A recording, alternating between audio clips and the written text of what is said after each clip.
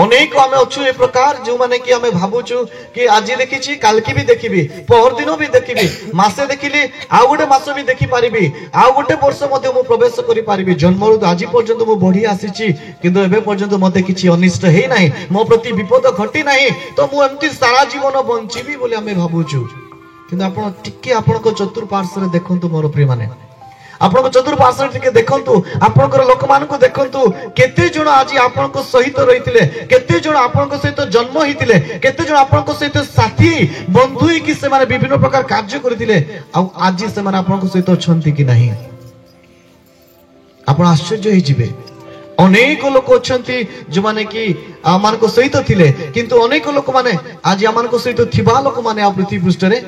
नहांती आज्ञा खाली दुख समस्या मरण केवल तांको पाई नाही ए मरण आम पाई मध्ये अछि केते बेले मध्ये आमानको पाखरे पहुंची पारिबो आज आमे सुस्थ सबल अछु शरीर रे धरिचु आमानकर समस्त आवश्यकता पूर्ण होउची आमे जानि पारुनु आमानकर भाव कोन आमे जानि पारु नाहु आमानकर आवश्यकता जे अनेक रही अछि एई समस्त विषय आमे बुझी पारु नाही एई जगतर रंग रस रे एई जगतर मोहमाया रे आमे ए प्रकार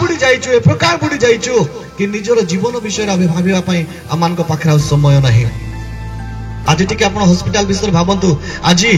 दिन को देखिया पई लोक माने करोड़ करोड़ टंका खर्च करछन्ते ऑक्सीजन पाया पई लोक माने करोड़ करोड़ टंका खर्च करछन्ते कार गोड़ भांगी जाईची कार आखि फुटी जाईची के बेड एडमिट हेकी रछि कार पैरालिसिस हे जाईची केते प्रकार कथा लोक माने आज से इस प्रकार समस्या रे सम्मुखीन होइछन्ती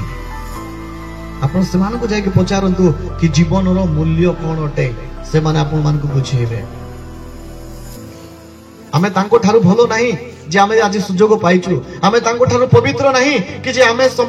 आज नूतन वर्ष रे पदार्पण करिया पई सुजोग पाइछु आमे तांको ठारू भलो लोक नाही उत्तम कार्यकारी नाहु किबा धनी लोक नाही किबा ज्ञानी नाही किबा बुद्धिमान नाहु जे आमे ए प्रकार नूतन दिवस नूतन समय को प्राप्त करछु मोर प्रिय माने एई समय ए जो प्राप्त करिवार समय को आपण ध्यान सहित देखंतु भाबंतु चिंता करंतु आमे अन्य मानको ठारू भलो नहु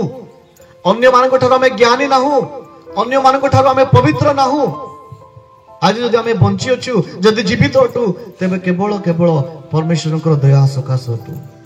केवल परमेश्वर अनुग्रह सकाश अटु आ जदि आज आमानको सुजोग मिलिछि जीवित हेबा पई तबे प्रभु चाहंती कि जे एई व्यक्ति निजर पाप पथर फेरी जाऊ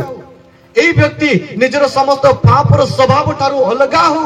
एक पवित्र जीवन काटू विनष्ट न हो एथि पई प्रभु आमानको दिन पर दिन मास पर मास आमानको जीवन जोग करि चली छथि किंतु आमे सेडा को फायदा उठाउछु आमे कोन करूछु नाही मु भलो लोक ता ठारू मु भलो लोक एथि पई मु आज बंची कि रछि मु ता ठारू भलो एथि पई मते रोग हेउ नाही मु ता ठारू भलो एथि पई सुस्थ सबल होइछि मु ता ठारू भलो सेथि पई मु आज जीवित अटे आमे निजको पवित्र आ योग्य बोली भाबुछु आमे योग्य नाही दया करी ए समय रो मूल्य को बुझंतु ए नूतन वर्षर मूल्य को बुझंतु ए नूतन समय रो मूल्य को बुझंतु आ पश्चात सब कार्य गुडाक जेते सब हम अतीत रे कार्य करितलु से समस्त पाप रो स्वभाव को दया करी नष्ट करू आ एक आत्मिक जीवन रे एक पवित्र जीवन नै कि आमे आगो को बढ़ू कारण प्रभु केवल सेति के पाई बोली आमान को जीवन रे नूतन वर्ष किबा नूतन जीवन को जोग करूछंती अलगा किछि विषय नाही प्रभु आमान को ठारू परिवर्तनता चाहती प्रभु आमान को ठारू सही पवित्रता को चाहती ताकि आमे जे प्रकार पाप रु विमुख होई एक पवित्र पथरे चली पारिबा यीशु को अनुसरण करि पारिबा एथि में प्रभु आमान को जीवन रे नूतन समय नूतन वर्ष नूतन मास आमान को जीवन रे जोग करे चली छंती दया करी एई समय रो मूल्य को बुझू मन परिवर्तन करू एक निर्णय सहित आमानकर जीवन को समर्पण करू आ समस्त पाप स्वभाव को परित्याग करी प्रभु जेमती चाहूचंती से प्रकार एक जीवन अतिबाहित करिया पई निष्पत्तिर सहित ए नूतन वर्ष रे आगो को बढ़ू।